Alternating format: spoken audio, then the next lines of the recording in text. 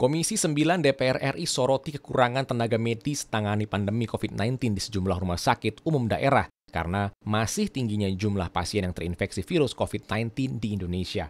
Ditemui di gedung DPR RI Jakarta, anggota Komisi 9 DPR RI Saleh Partaunan Daulay mengatakan kekurangan tenaga medis dan dokter spesialis dalam menangani wabah COVID-19 di berbagai rumah sakit umum daerah harus segera diatasi oleh pemerintah dengan menambah jumlah sumber daya manusia yang merata dan berupaya memperbaiki fasilitas kesehatan. Tanpa adanya COVID-19 ini pun, tenaga medis kita ini masih kurang, terutama dokter-dokter spesialis.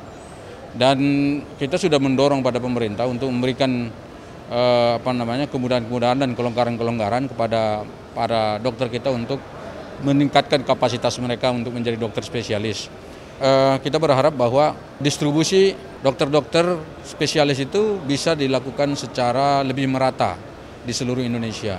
Sementara itu, Wakil Ketua Komisi 9 DPR RI Nihayatul Wafiroh menegaskan evaluasi total dalam penanganan COVID-19 wajib dilakukan tim satuan tugas mulai dari fasilitas kesehatan, regulasi, dan proses pendidikan sekolah tenaga medis, sehingga upaya pencegahan dapat berjalan maksimal dan efektif di seluruh Indonesia. Ini memang harus rombak total dalam artian bagaimana undang-undang peraturan yang ada tentang sekolah medis. Bagaimana tentang proses sekolah medis itu seperti apa juga, dan bagaimana juga distribusi tenaga kesehatan. Di samping itu kita sudah harus menggerakkan relawan yang ada. Kebijakan yang harus benar-benar bagus untuk mencegah ini. Karena kalau selama ini di PSBB dan sebagainya, apakah itu berfungsi dengan baik atau tidak. Ajib dan Temi, TVR Parlemen, melaporkan.